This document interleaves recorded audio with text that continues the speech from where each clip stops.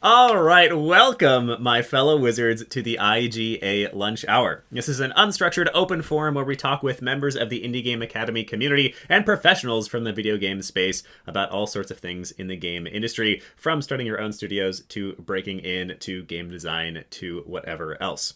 It is unedited, it is open, it is on the fly. This is very much a raw conversation here in the space. It happens at 12 p.m. EST Wednesday every week, so come and join us for the next one. There's a link down below in order to help you do so.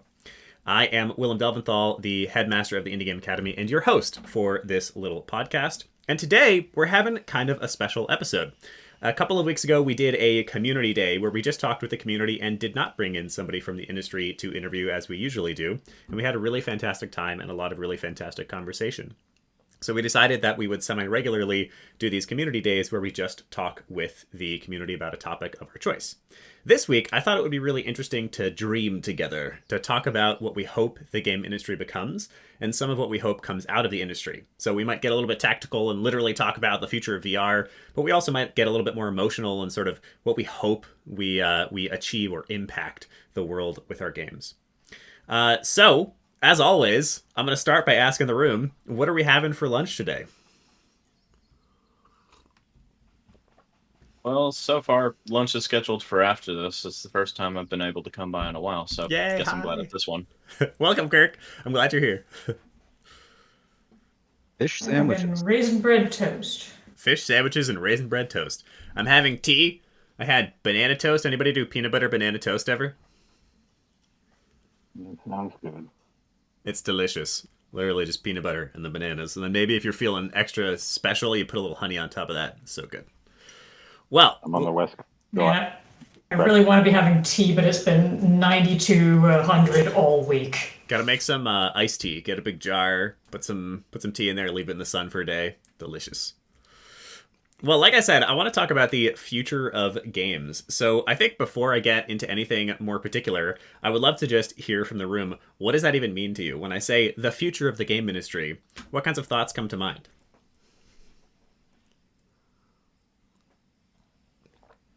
Just what the next generation of game devs is going to bring, because, independence and entrepreneurship are becoming more popular, and game development is arguably more accessible than other kinds of entrepreneurial ventures. Like, you don't need to be an economist to be a game dev, unless you're literally building a game about economics or with a heavy economic system. Interesting. Yeah, it's funny. We had Tony Sharma come in and teach our level 3 class and taught about game development. And one of the things that Tony was talking about is how he thinks that the closest thing to a game designer is an economist, which I always thought was interesting. I totally get what he's saying. An economist is, somebody who is figuring out the cash flow of a situation and is figuring out the perpetuation of a space. In the case of our country, in the case of other people's countries, it is the actual economy of a country. In the case of game designers, it's the economy of your world. But there's a lot to do with game design that is not just economy. So I've always thought that that's an interesting saying. And I'm curious, what kinds of skill sets future game designers are going to be focusing on. Is it economic development, or is it, something else? What are some Right of... now, Go ahead, Gwen. what it feels like right now is that what's sucking up more and more of a dev's time is just marketing. If you're going a full indie route, marketing is probably just the majority of your time. Mm-hmm. And even if you're looking for a job with a big studio, it's pretty rare to stay with one studio for the long haul, so you're constantly marketing yourself. You're constantly looking at what projects can I do that'll make me more attractive and position me better in the future.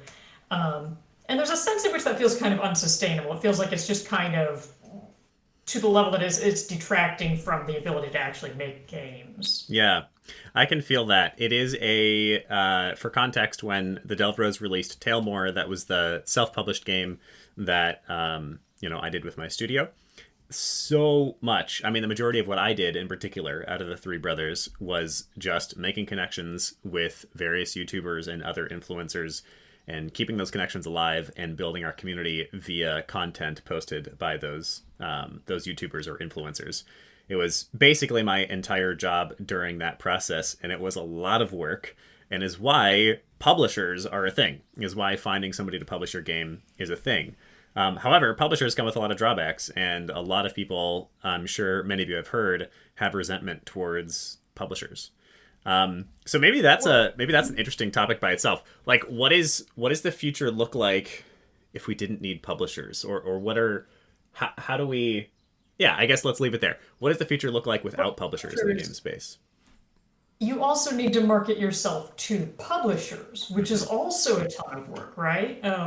It may not be as much work, maybe not as much work as like running a successful Kickstarter, but it's still a ton of research, a ton of time, a ton of networking.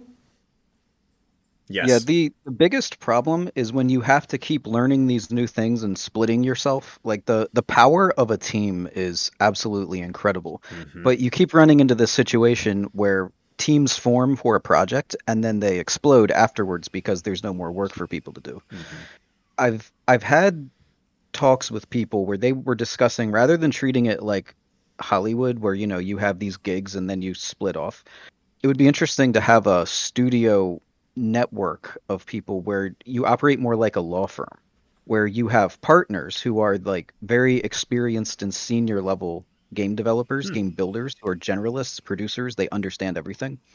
And you have a large group of asset creators, marketers, business people, etc., that can be drawn from, and they can go from project to project. And so as somebody builds seniority, you can work your way up to partner and be able to command projects and leverage the network you've got.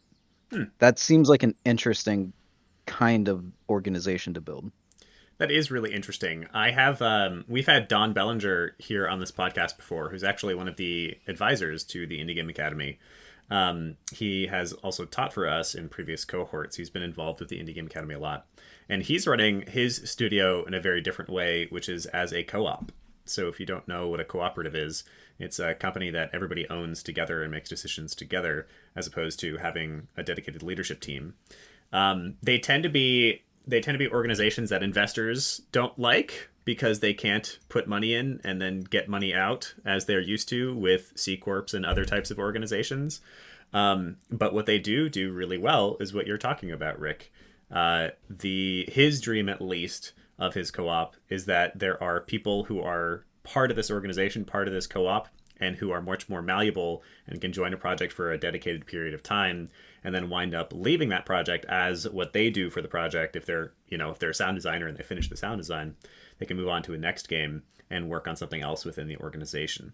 So it's sort of like his dream is a single company that kind of supports a bunch of creatives with this flexible, maelstrom of people working together and actually publishing titles.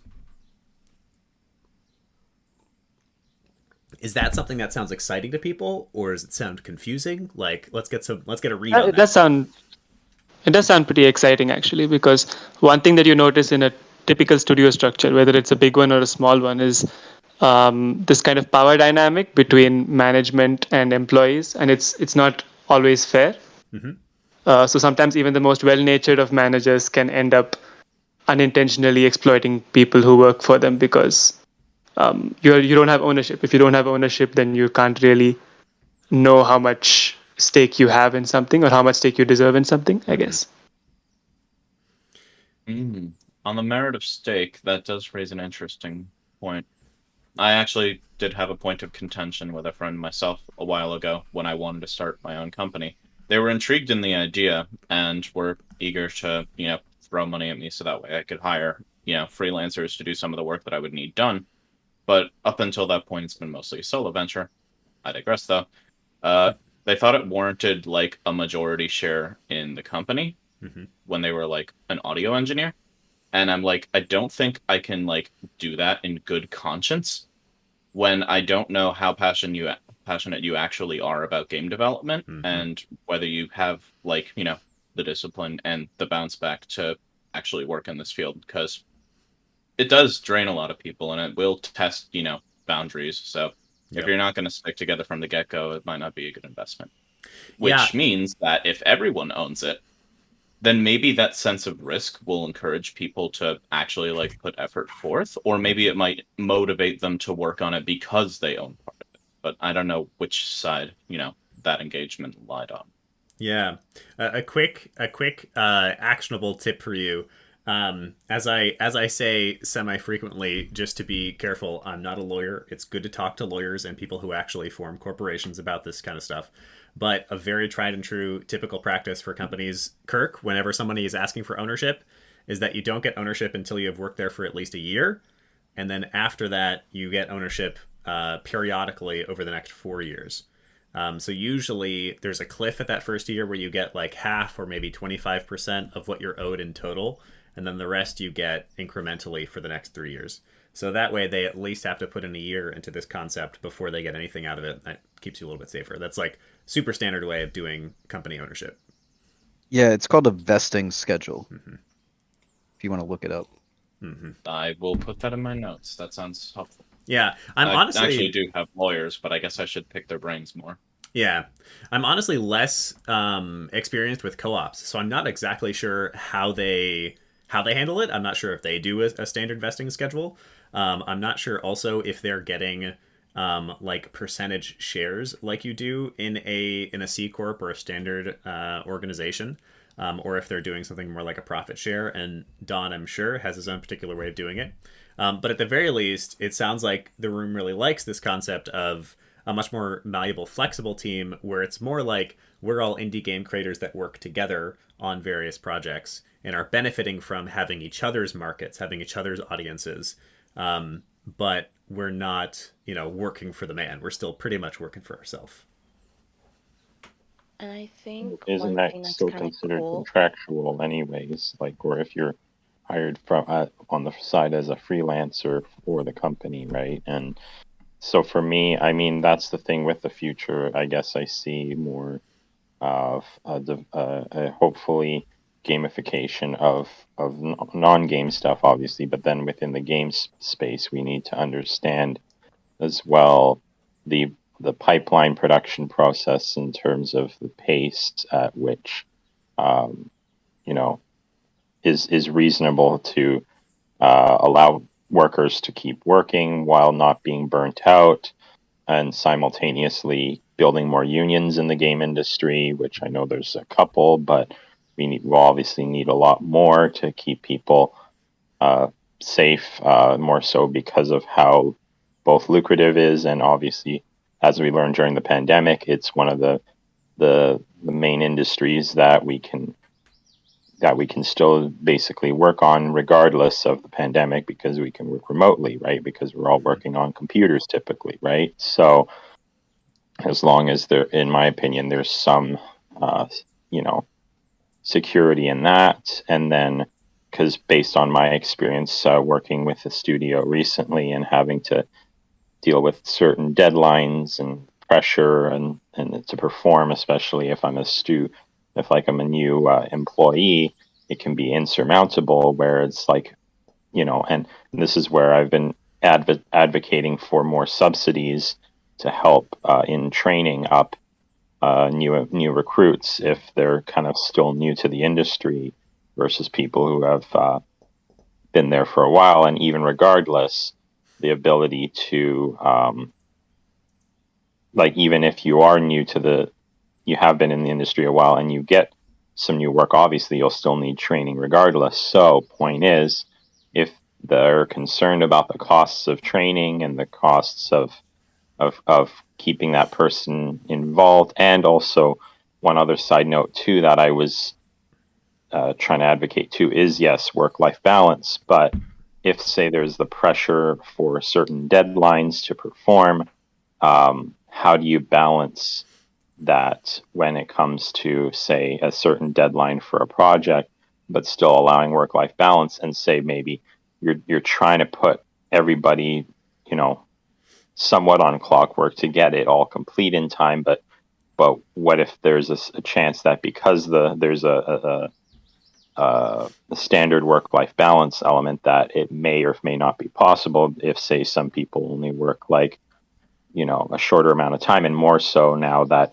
people are advocating for a 4 or 5 day work week, right? Where we basically have Friday through Sunday off, you know, and I don't know if that's realistic in the game industry considering the pressure and deadlines and expectations for game development, but you know, there's going to have to be a huge shift right there to make that happen. It's undeniably possible and realistic. I think it's people who decide that it is not realistic are people who are clinging to the past. We work as much as we all agree to work. That's like how it is, and we have slowly been incrementing up for how much we work over the past couple of years.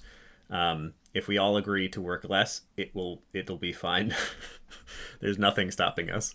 Mags, you were saying something there though. Yeah, I'm trying to remember what I was about to say. Coffee's not hitting.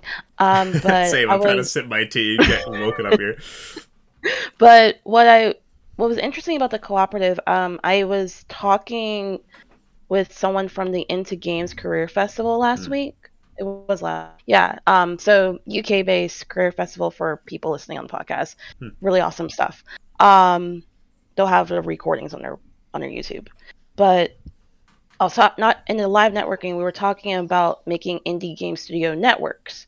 So essentially, instead of doing a cooperative, let's say that's like a little too much of a reach for some people, like having a network to divide the work. So that way, you know, like, oh, we are a heavily artisanal focused studio. We can provide you labor to do art assets on your game, and you can give us the labor of being a more technical minded, programming minded studio.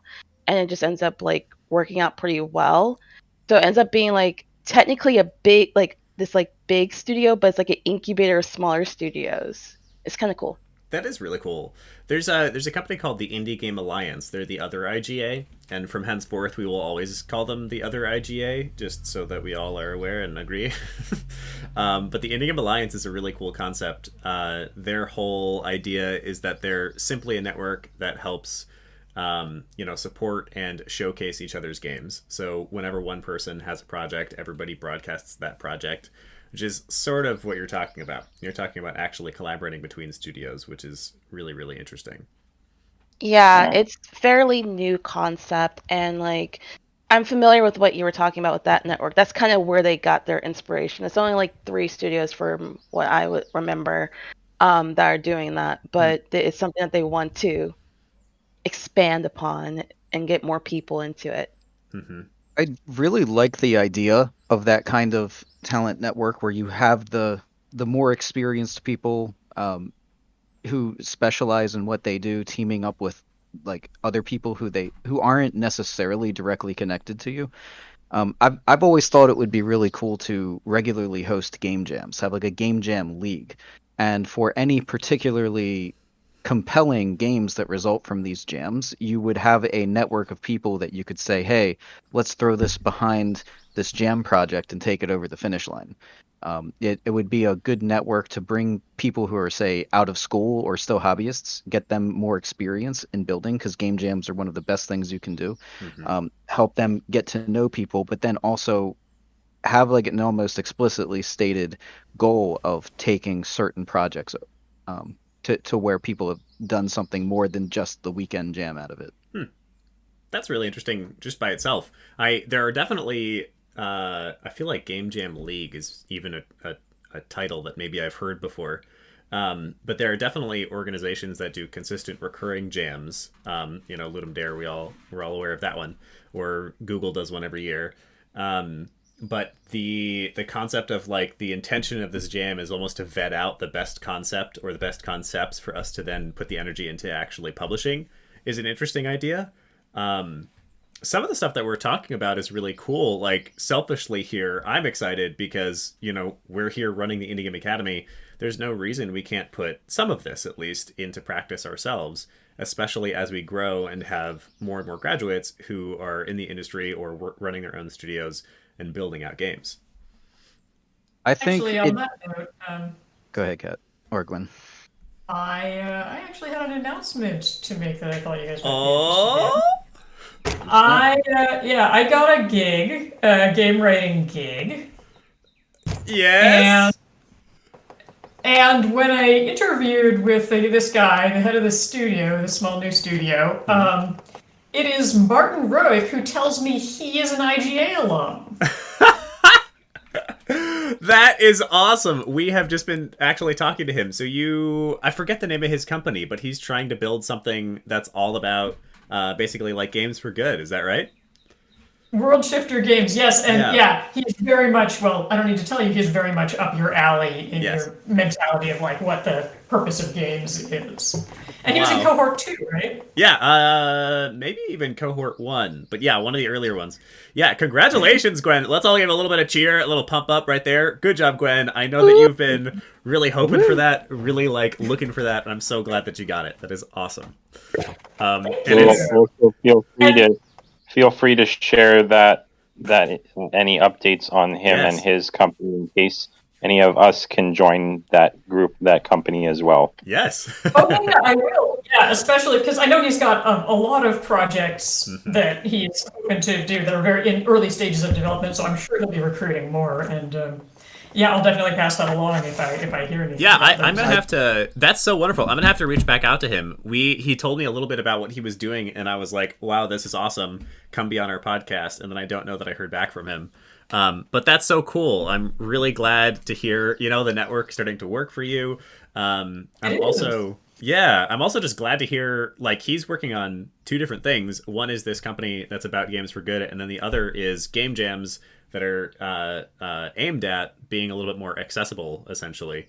Trying to get game jams in people's hands who don't normally do game jams. So that's awesome. I mean, A+ to that. Look at that. We're starting to build what we're all talking about. I would love to get to know more about that. I'm connected with a guy here in Baltimore who is actually an event organizer related to Games for Good as a concept, and he is into esports, and he's working with the city to get funding, and he's trying to put on and make things happen. So there might be a collaboration that can happen there. Heck yeah. Yeah. I'll definitely ask him like what he's interested in terms of collaborations and in terms of bringing more people into the team. I know the studio is in an early stage in terms of funding right now, so they're not building a huge team right at this moment. But hopefully, as they get more funding, they can bring in a bigger team, I imagine. Yeah. But I shouldn't be speaking for him. Like he can give you the status of everything much better than I can. That's so cool though. Wow, what a wonderful morning pickup. Thank you, Gwen. A+ to you and A+ to Martin. That's so cool. Do you want to? Will you grab a couple of his links and drop it the link to the company, and drop it in the chat there so that we can all take a look at it? Yeah, absolutely. Awesome. So yeah, I think that is, like I said, one of the reasons I was excited to have this conversation is to, just hear what you are all hoping for in the future of games and in the future of this space, the Indie Game Academy. I really we've talked a lot about doing a more like a real accelerator where we take indie game studios that are early stages and find them funding and stuff like that. I think we're still probably a couple of years from being able to do that, but I know that, that's something that we dream of on the core team. But even in the interim, there's stuff that we can do that helps push people further. And I'd love to hear that. What are some of the ways, let's spend a second, what are some of the most wonderful things that you would like to see out of IGA, the Indie Game Academy?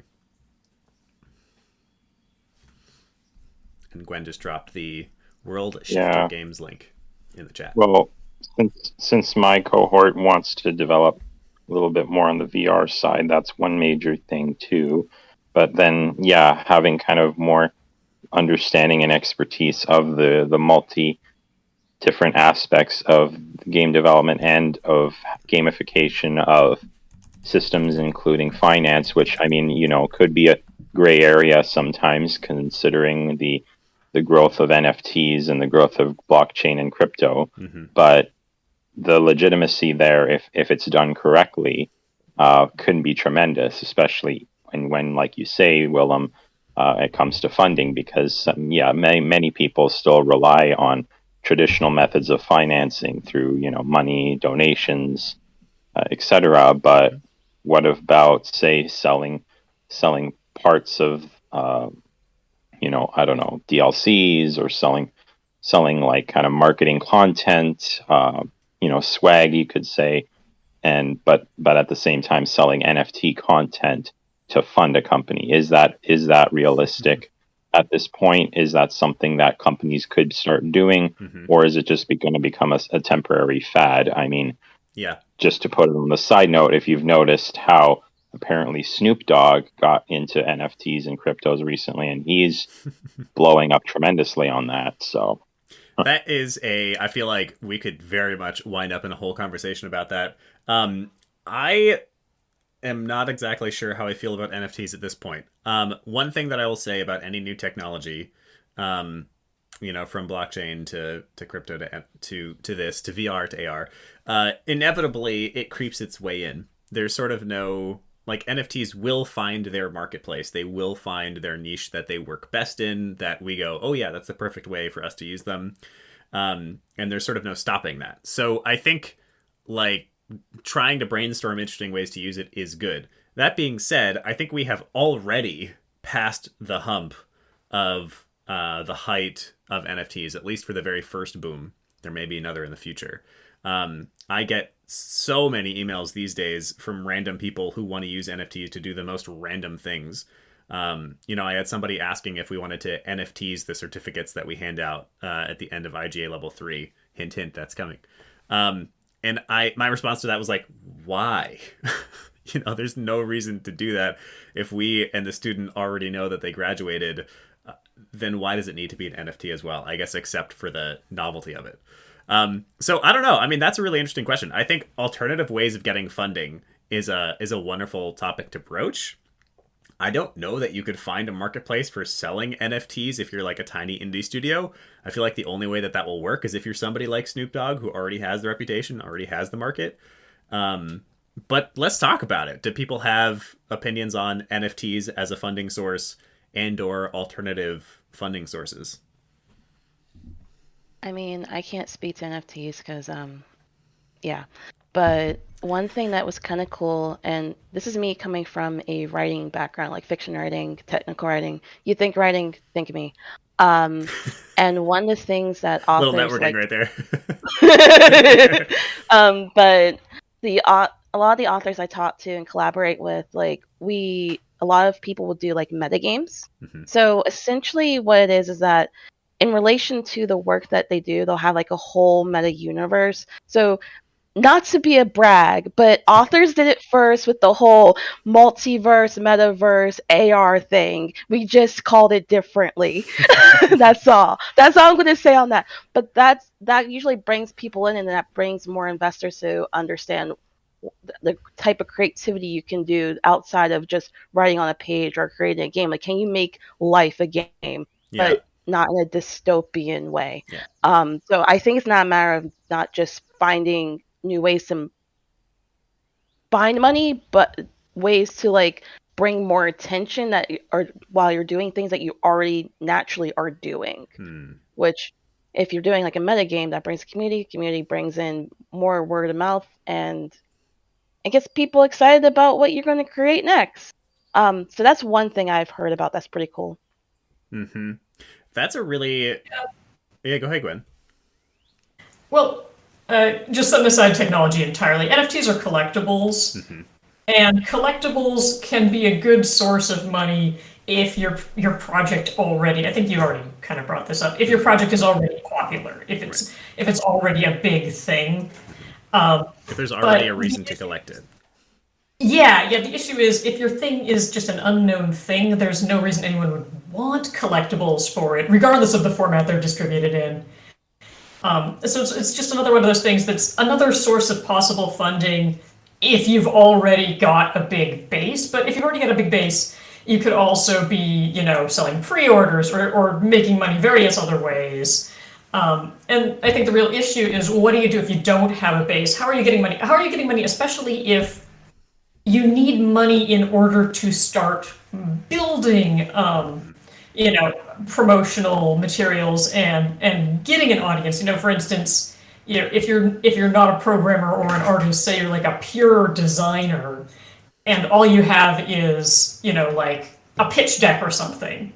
you can't really build a base off of that. You don't really have anything you can show people yet. And the question is just how do you get the funding for people who are in that stage? It's like, I don't have anything for people to get excited about yet. It's all in my head still. Yeah.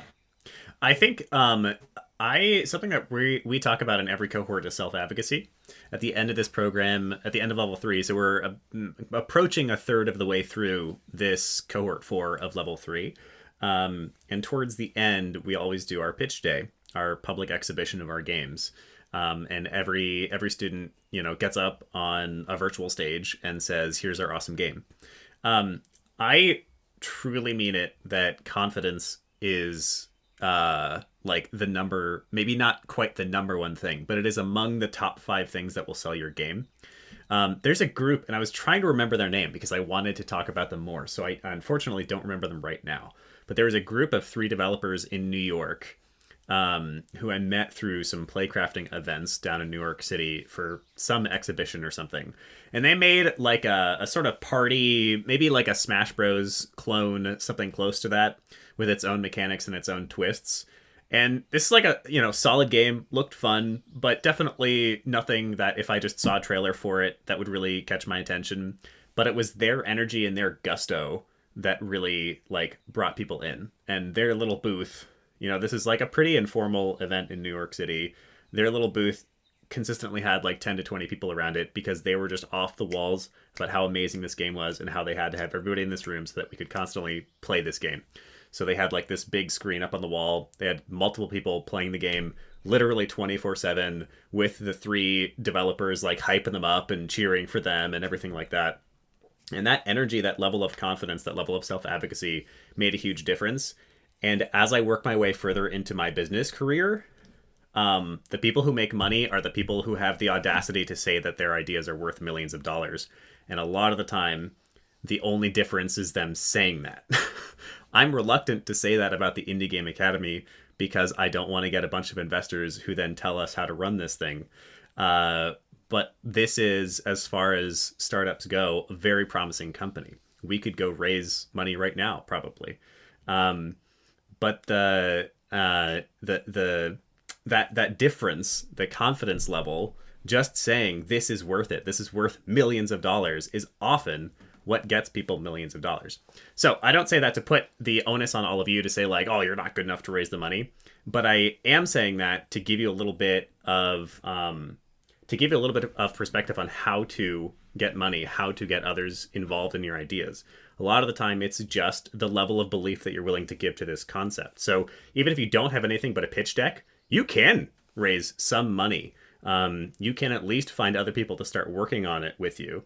And then you can go from there. If you just give it that confidence and that sense of belief. If you're like, yeah, this idea is kick-ass. And you got to figure out how to believe that yourself first. But that really is, in my mind at least, the first step. Just believing in your concept or whatever it is you're actually building, more than you have any right to. Yeah, brings me back to the phrase that I keep telling myself, you're your number one fan. So if you don't believe it, how can you expect anybody else to? Exactly.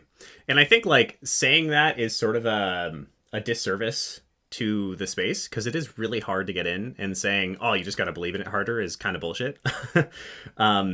And it's really hard to find grants and it's really hard to find funding.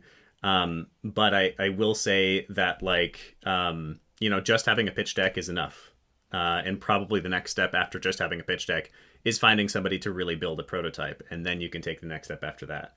But finding somebody to build a prototype for free, just giving them an equity share or a profit share, is very possible. I did that for my first startup, You and Me, the Video Games for Cats. The first like 5 or 6 people who worked on that with me were only getting a share of whatever money we made, and we basically weren't making money, we were making a couple of bucks every month.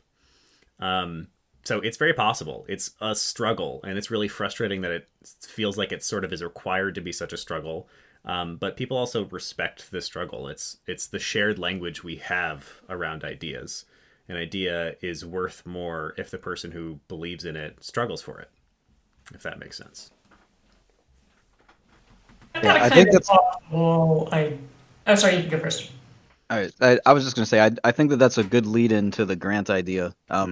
from a fantasy perspective, it would be wonderful if there was many more readily available programs where if you presented that you can make something compelling, you could be doled with a grant that enables you to quit your job without the risk of homelessness and actually work and develop it, because the biggest shackle on us is our time.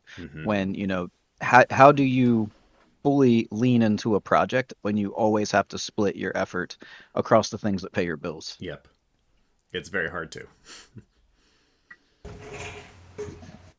Were you going to say something there, Gwen?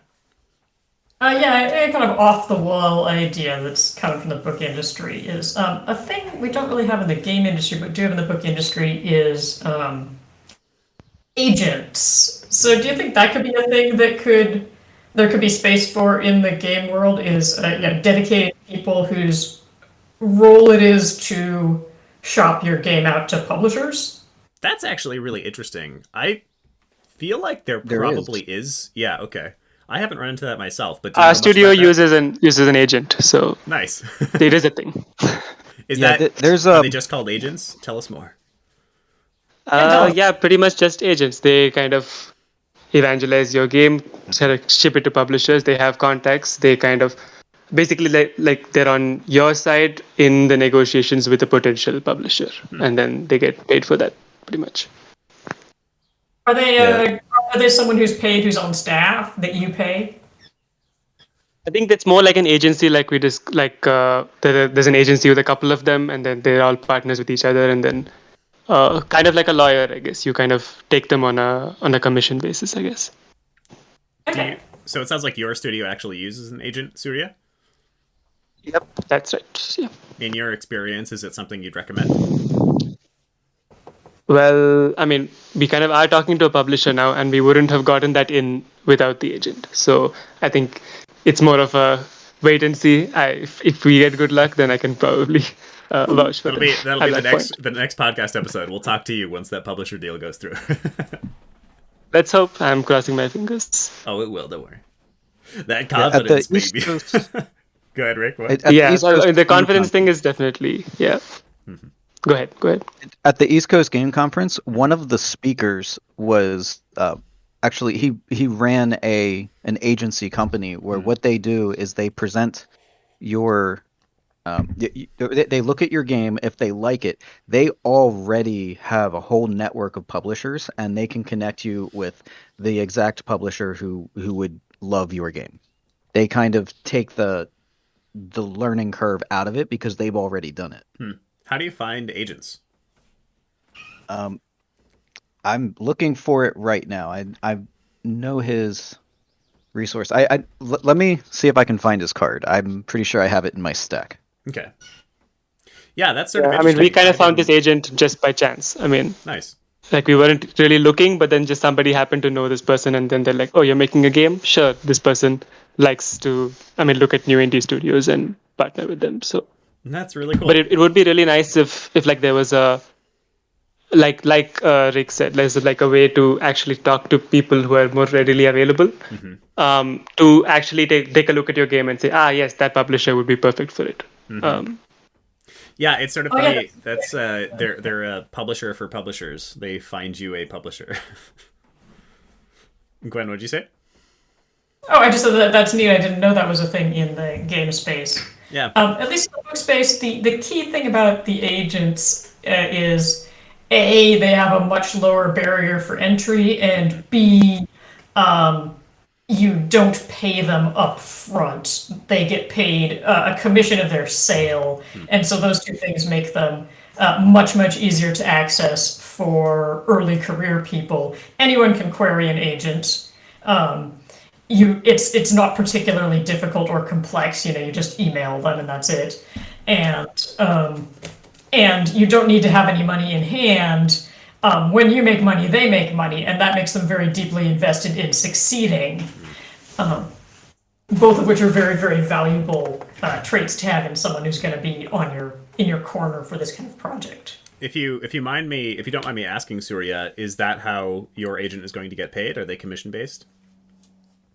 Pretty much, yeah. It's a commission based. So when we make money, they make money. Awesome. A small percentage of it. Yeah. Yeah, That's really cool. neat. I really didn't know that was a thing in games. Yeah, I actually didn't too, which is surprising. This is the kind of stuff I care about. I'm gonna ping you, Surya, a little bit later, and maybe we can invite your agent to our pitch day at the end of this cohort. Sure, sounds good. So I would. Who was that? Was that Max? Yeah, I was about to say, like, Gwen read my mind. Like, we were both thinking the same thing, but I think a lot of it has to do similarly with the book industry is knowing how to vet your agent, knowing where to find your agent, knowing if they're even interested in your game. Like, I feel like the same principles that you would find in the book industry still apply here. That's what I'm hearing from that. So I think maybe like a database of that stuff is just not common knowledge, and that's why it's such news to a lot of people on the call. There are. I'll share with you guys after this call. There are databases of publishers. The way that we got a couple of publishers to come to our last pitch day was literally emailing all of the publishers. So there are databases of that. I have no idea if there are databases of agents, but I wouldn't be that surprised. You would be surprised how much you can find literally just by Googling. Google mailing list of game publishers, and you'll find a couple.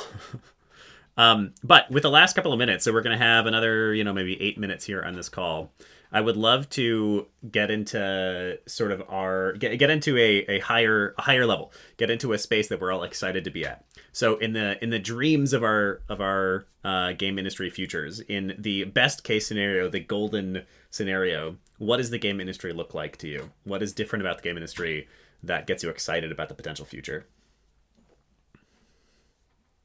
More inclusive.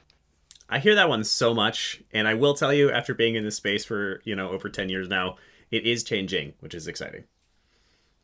It's not happening overnight, unfortunately, but it is changing. Anything else? The golden future more of games. Streamlined marketing. More streamlined marketing. That's not bad.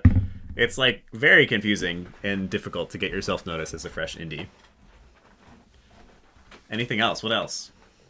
Well, I'm wondering about, in terms of the discrepancies between single player, multiplayer, and console versus mobile and VR games, how will there be kind of more stable systems for players to stream and play their games on multiple platforms? Because we all maybe remember how there was the Stadia that was trying to be developed as like a streaming platform, but unfortunately it never caught on very much as far as I can tell. But maybe there's newer methods to doing so, and maybe even Steam might be developing something soon, hopefully in the pipeline. I don't know, but there's I mean, even I like the fact that I on my computer have the Xbox Game Pass, where I basically just pay a monthly fee and then I have free access to a variety of games, versus having to pay for individual games.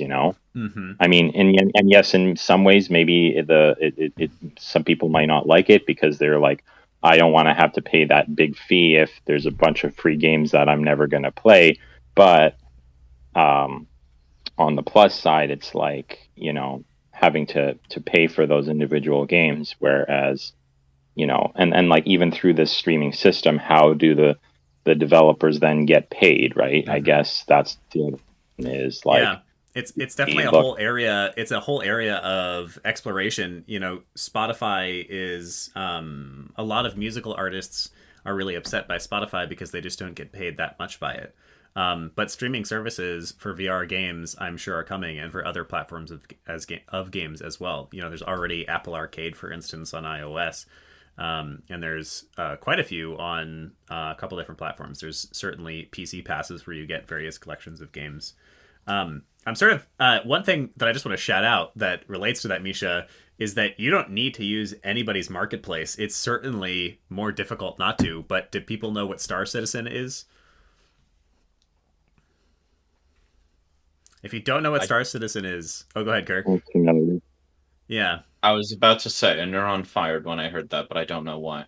Yeah, it is. It's exactly my kind of game, so it makes sense that I Most have successful heard of it. failure of recent times. What's that?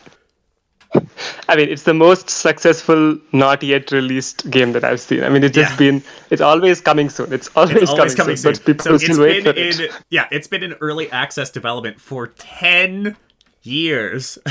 And it is a really it has a cult following, like hardcore fan base, and it's never really reached like mile high level of success.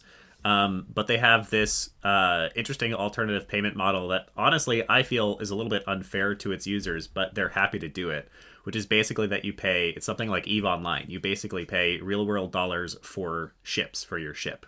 So you pay $45 for the starting ship, or you pay like literally up to $1,200 for some of the most expensive ships in the game. And they do not use any marketplace. You get this through their website. It's kind of an arduous, awful experience, to be honest. But they make, I'm not sure, probably by this point, after 10 years, in the millions of dollars with their game. So this is the exact opposite end of the spectrum that you're talking about, Misha. This is an individual releasing themselves on their own platform and not at all being associated with any publisher, let alone streaming service. But I want to... I mean, if we're yeah. about just, hypotheticals anyway, like dream scenarios anyway, I'd just like to see a scenario where game design just breaks away from money making altogether. Yeah. And in a hypothetical scenario where we're all independently wealthy or whatever, I'd like to see more focus on just sharing and community and less on that having to make money off of whatever you made. Yes, I love that. So I do. We have like 4 more minutes. So really, blue sky, like anything you want to see, the best of what you want to see, and I think a world where we aren't focusing so much on designing for dollars is something that I totally agree in as well. That's part of the reason we ever started the Indie Game Academy and why we push so much the concept of doing good with our games. I've mentioned it before, but Yu-Kai Chao, his book Actionable Gamification, brings up the distinction between what he calls black hat gamification versus white hat gamification. Black hat being practices that prey upon our worst tendencies. So things like timed loot boxes, artificial scarcity, that kind of thing. Us feeling bad and therefore wanting to do it. That's what companies like Facebook use to keep you there using their product. Versus white hat gamification is the best of it, is making you feel better, more empowered, more wonderful and open, called to a higher purpose. I totally agree with that. Well, one of the games that has come out recently that really highlights Black Hat is Diablo Immortal. Diablo Immortal. What was that one really? What was the stat? Diablo Immortal. I think it was like $24 million or something. Yeah, well, they the stat that I'm thinking of is like if you pay, like to get everything in the game, you'd have to pay like $100,000. $540,000 to get everything inside of. Because they just discovered a hidden mechanic, which is once you invest $100,000 in your character, you unlock like an extra slot and everything. So to actually fully max out, you need $500,000. Wait a minute. What? Yes. No. The reason that they do that, one player. Let me teach you a little bit about monetization. The reason that they do that is because companies make 80% of their revenue from less than 10% of their users. They're what they call affectionately, whales. Not really affectionately. Yes, they're what they call whales. That's right. They say there are 1 or 2% of people in the space who will pay thousands of dollars for the various things that you give them, and so they maximize for that. They want the one person who's going to pay $540,000 to give them $540,000. And it's just insane because it screws over everybody else for that 1%. It's the exact same argument we have in our own economic system. Anyway, I'm getting turned up about that one. Let's do some more blue sky before the end of the episode. What are some of the most wonderful things we hope for in this space? A world with less black hat. I'm down with that. A world with also VR accessibility, like both for devs and players. Accessibility. Yes. Like especially even when it comes to like devices, like until recently, a lot of players from other countries, other than like say Europe and America, simply didn't have the devices that could play most games. The devs from those countries didn't have access to hardware which could make those games. There's a lot going on now. Right That's now. changing really rapidly. It is changing really rapidly. That one of the biggest areas of like potential innovation right now is building for more third world countries, not just building for the US, actually building for the lower end devices because they're the ones getting used in like a big chunk of China, in a big chunk of India, I believe Syria, in many different places. instead of just, once again, actually aiming for that top chunk of people who can afford the nicest things. Yep, because like prior to this in India, almost every game company was outsourcing because the idea is that, okay, our local customers don't pay. So market to the US, market to their firms, market to their customers, and so on. Yep. But I think the last 3-4 years has been really different. You've had a lot of indie studios targeting local markets, which suddenly makes a lot of quality games which never existed before. Awesome. So I'm gonna wrap us up for the day, but that is wonderful. So some of the stuff that we want to see more accessibility, we want to see more inclusivity, we want to see more white hat gamification, we want to see better funding paths, we want to see better marketing paths. All of that is started by y'all. Really, truly, the people who actually build and innovate in this space are you, and so that is where you are the ones who will lead this charge. So in any way that you can, just talking about it and bringing it to people's minds is a big part of it, but any way that you can, as you work your way into your career, implement these changes as best you can, because we really are the ones who will make it change. That's going to wrap us up for today. Thank you, everybody, for being here. This has been a wonderful community episode of the Indie Game Academy Lunch Hour. This happens every week on our Discord at 12 p.m. EST. Right here. There are links to join down below. If you enjoyed this episode of the podcast, we ask you to send it along to just one other person who is one person who might enjoy it too. Otherwise, we're going to see you next time. Thank you, everybody, for being here. Bye. Cheers. Take care. Yeah.